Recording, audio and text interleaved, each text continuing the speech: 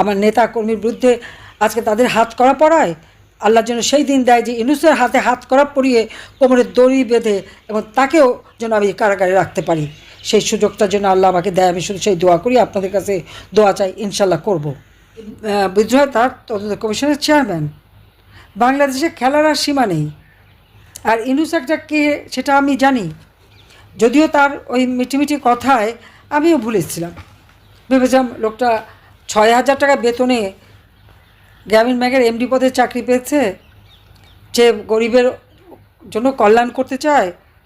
কাজী গ্রামীণ ব্যাংকে ৪০০ কোটি টাকা, তাকে মোবাইল ফোনের ব্যবসা সবই দেওয়া হয়েছিল। এমনকি ওয়াশিংটনে ক্ষুদ্র ঋণ নিরূপণ সম্মেলন আমাকে এসে হাত পা ধরলো যাওয়ার জন্য, আমি গেলাম। সেই সব সেমিনারে বক্তৃতাও দিলাম, দিয়ে ইউনূসকে খুব হাইলাইট করতাম। তখন তো আমি জানি না যে লোকটা এত বড় শয়তান, আর তার ভিতরে এত কুটচাল, এবং লোকটা এত অর্থলোভী, স্বার্থপর। এটা হলো বাস্তবতা। আজকে সে আমাদের কাছ থেকে এত সুযোগ নিয়ে আজকে সারা বাংলাদেশটাকে জ্বালিয়ে পড়ে ছারখার করে খাচ্ছে। দেশ বিক্রির মুচলেখা দিয়ে এসেছে। দেশটা বেচা অত সহজ নয়।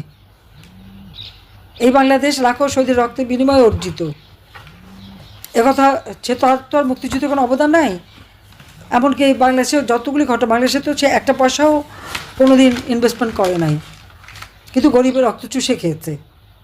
আর যত টাকা গ্রামীণ ব্যাংকের নামে এসেছে সব নয়ছয় করেছে।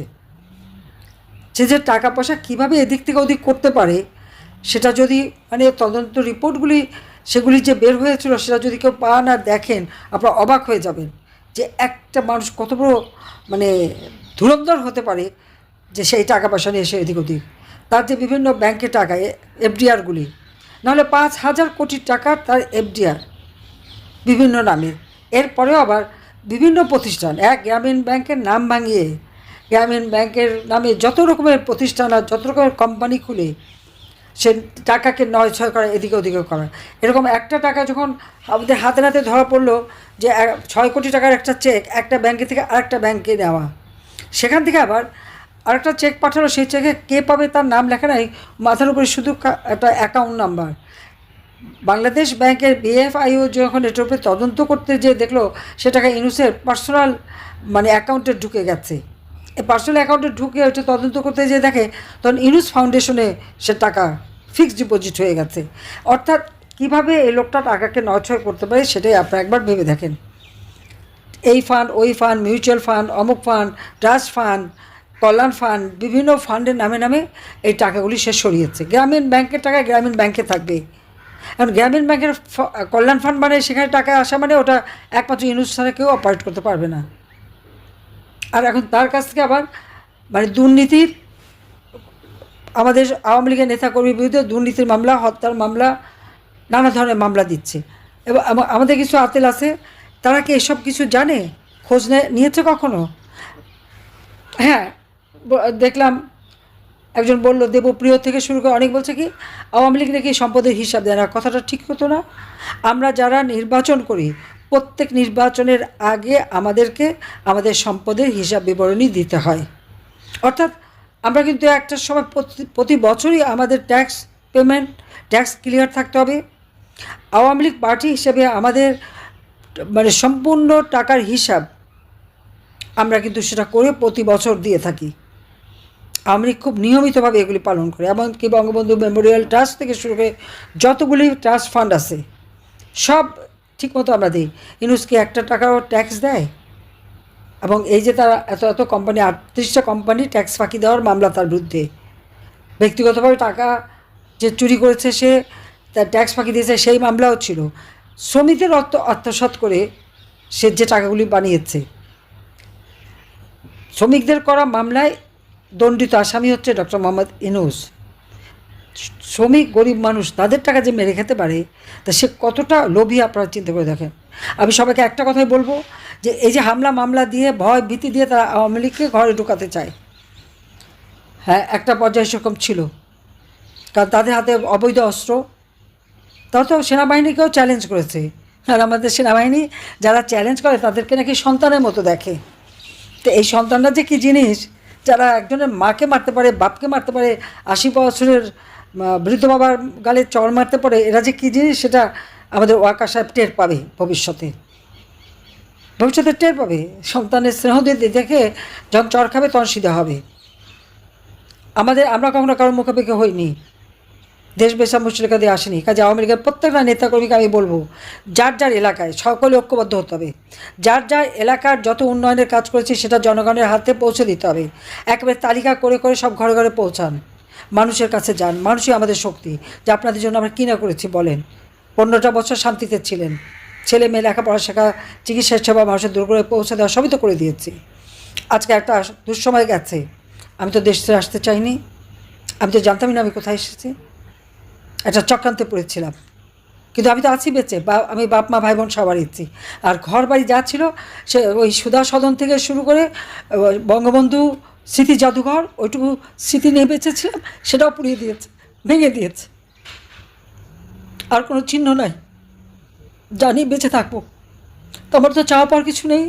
আমার এখন একটাই চাওয়া, বাংলাদেশে আমাদের আওয়ামী লীগের নেতাকর্মী, মুক্তিযোদ্ধারা যারা অন্যায়ের শিকার হয়েছে, যাদের উপর অত্যাচার চলছে, নির্যাতন চলছে, এর প্রতিকার করা। মুক্তিযুদ্ধের ইতিহাস বিকৃত করে দিচ্ছে, আবার সেই ইতিহাস ফিরিয়ে নিয়ে আসা।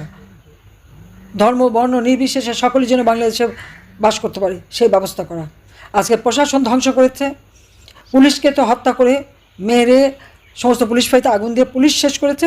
এখন সেনাবাহিনীর অফিসারদের বিরুদ্ধে মামলা দিয়ে তাদেরকে হয়রানি করে স্বাধীনতার সার্বভৌমত্ব রক্ষাকারী যে তাদেরকেও ধ্বংস করে বাংলাদেশের স্বাধীনতার সার্বভৌমত্বকে নষ্ট করার জন্য এই ইউনূস আজকে উঠে পড়ে লেগেছে। এর হাত থেকে দেশকে রক্ষা করতে হবে। তাই যার যা আছে তাই নিয়ে সবাইকে ঐক্যবদ্ধ হতে হবে।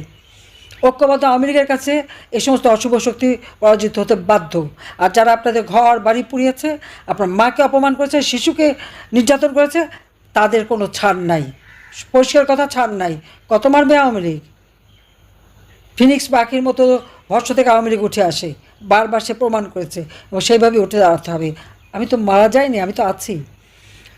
উদ্দেশ্য ছিল আমাকে রানীকে হত্যা করার, তবু বেঁচে যখন আছি, আল্লাহ রাব্বুল আলামিন বাঁচিয়ে রেখেছেন, নিশ্চয়ই একদিন আমি সুযোগ পাবো।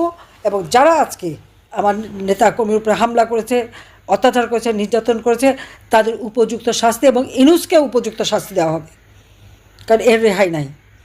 আন্তর্জাতিকভাবে যত টাকা সে রেখেছে, কোন দেশে কত টাকা তার আছে, আর বাংলাদেশেও কত টাকা আছে, কত ব্যাংক, কত ফান্ড, কত কিছু করেছে, আমার কাছে তার দুর্নীতির সব হিসাব আছে।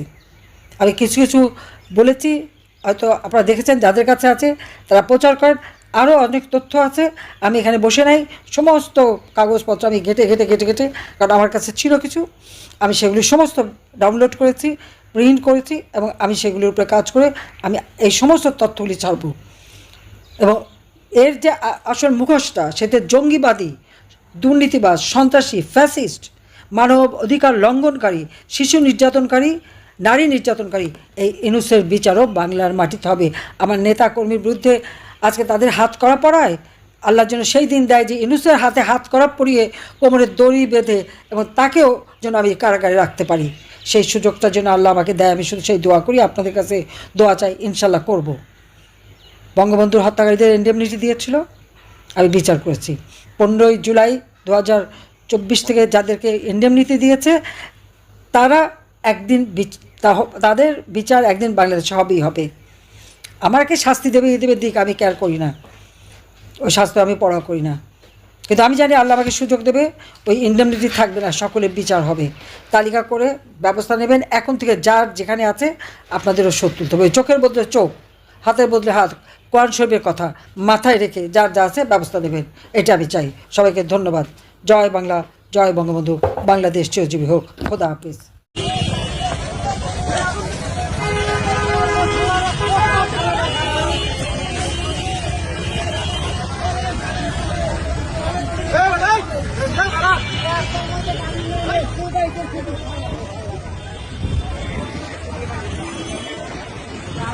আগুন লাগাইছে কয়